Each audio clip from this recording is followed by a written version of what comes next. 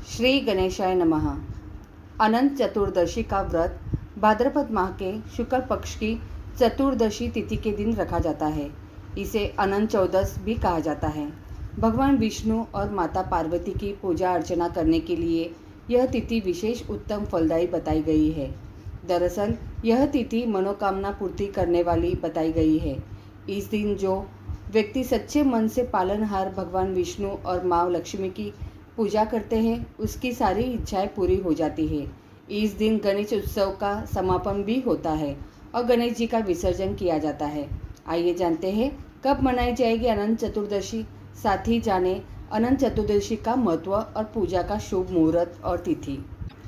अनंत चतुर्दशी का व्रत 17 सितंबर को सुबह रखा जाएगा। इसी दिन गणेश जी का विसर्जन भी किया जाएगा। अनंत चतुर्दशी के दिन सुबह सूर्योदय से पहले स्नान कर ले, इसके बाद व्रत का संकल्प ले।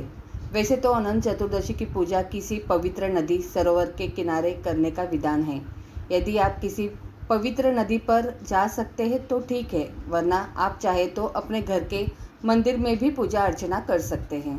पूजा के लिए सबसे पहले भगवान विष्णु की शेषनाग की शैया पर लेटे हुए प्रतिमा की स्थापना करें। इसके बाद एक डोरे ले और उसमें 14 बार गांठ बांध ले। इस डोरे को भगवान की तस्वीर के पास रख दे। डोरा रखते समय ओम अनंताय नमः मंत्र का जप करे। इसके बाद पुरुष अपने दाहिने हाथ में और स्त्री अपने बाएं हाथ में धागा बांध ले। इसके बाद अनंत चतुर्दशी की कथा का पाठ करे, क्योंकि इसके बिना आपको अपने व्रत का पूरा फल नहीं मिल पाएगा। और भगवान विष्णु और माता लक्ष्मी की पूजा अर्चना विधि विधान से करें। अंत में आरती करें और फिर ब्राह्मणों को भोजन जरूर कराएं। ब्राह्मणों को भोजन कराने के बाद परिवार के साथ मिलकर प्रसाद ग्रहण करें। अनंत चतुर्दशी आध्यात्मिक साधना के लिए एक महत्वपूर्ण दिन है।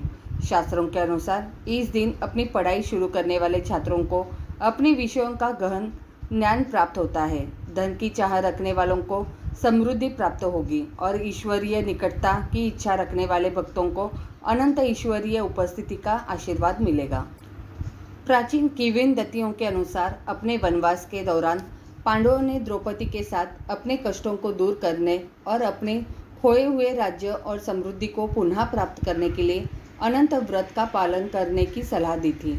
माना जाता है कि इस व्रत का पालन करने से व्यक्ति की इच्छाओं के अनुसार स्थायी फल मिलता है। अनंत चतुर्दशी पर भक्त अनंत सूत्र बांधते हैं, जिसे भगवान विष्णु की उपस्थिति का प्रतीक माना जाता है। अनंत सूत्र में 14 गांठें होनी चाहिए। यह व्रत भौतिक सफलता और आध्यात्मिक मुक्ति दोनों प्राप्त करने का एक उत्कृष्ट साधन माना जाता है। विशेष लाभों के लिए 14 वर्षों तक लगातार व्रत रखने का सुझाव दिया जाता है। हिंदू धर्म में गणेश भगवान को प्रथम पूज्य देवता माना गया है।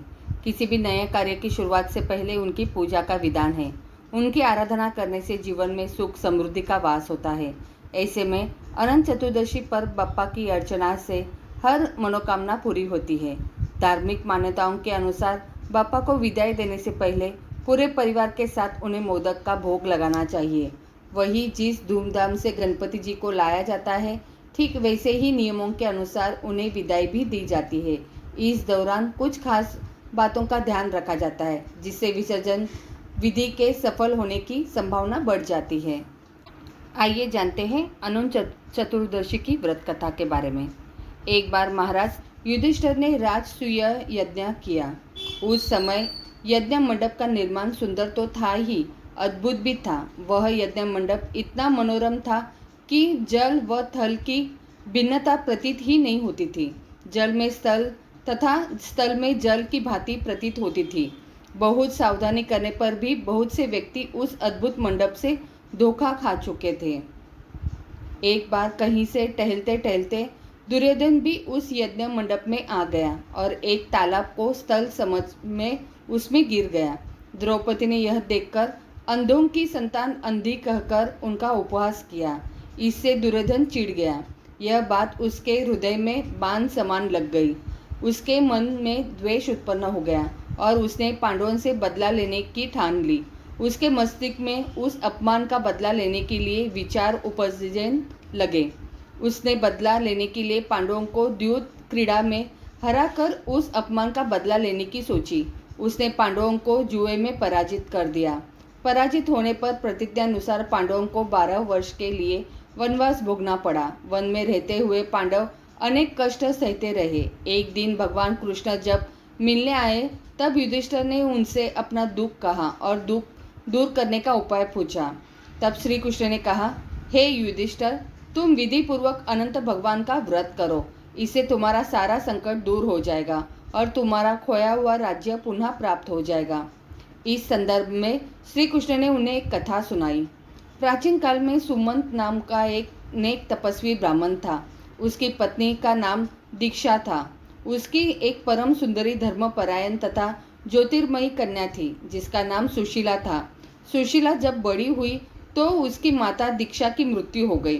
पत्नी के मरने के बाद सुमंत ने कर्कशा नामक स्त्री से दूसरा विवाह कर लिया। सुशीला का विवाह ब्राह्मण सुमंत ने कौंडिन्य ऋषि के साथ कर दिया। विदाई में कुछ देने की बात पर कर्कशा ने दामाद को कुछ ईंटें और पत्थरों के टुकड़े बांधकर दे दिए।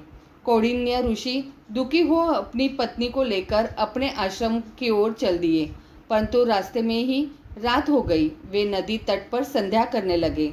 सुशीला ने देखा वहां पर बहुत सी स्त्रियां सुंदर वस्त्र धारण कर किसी देवता की पूजा कर रही थी। सुशीला के पूछने पर उन्होंने विधि पूर्वक अनंत व्रत की महात्मा बताई। सुशीला ने वही उस व्रत का अनुष्ठान किया और 14 घाटों वाला डोरा हाथ में बांधकर ऋषि कौंडिन्य के पास आ गई। कौंडिन्य ने सुशीला से डोरे के बारे में पूछा तो उसने सारी बात बता दी। उन्होंने डोरे को तोड़कर अग्नि में डाल दिया। इससे भगवान अनंत जी का अपमान हुआ। परिणामतः ऋषि कौंडिन्य दुखी रहने लगे। उनकी सारी संपत्ति नष्ट हो गई। इस दरिद्रता का उन्होंने अपनी पत्नी से कारण पूछा तो सुशीला ने अनंत भगवान का डोरा जलाने की बात कही। पश्चाताप करते हुए ऋषि कौंडिन्य अनंत डोरे की प्राप्ति के लिए वन में चले गए। वन में कई दिनों तक भटकते भटकते निराश होकर एक दिन भूमि पर गिर पड़े।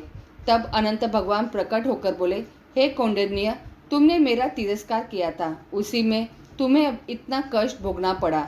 तुम दुखी हुए, अब तुमने पश्चाताप किया है। मैं तुमसे प्रसन्न हूँ।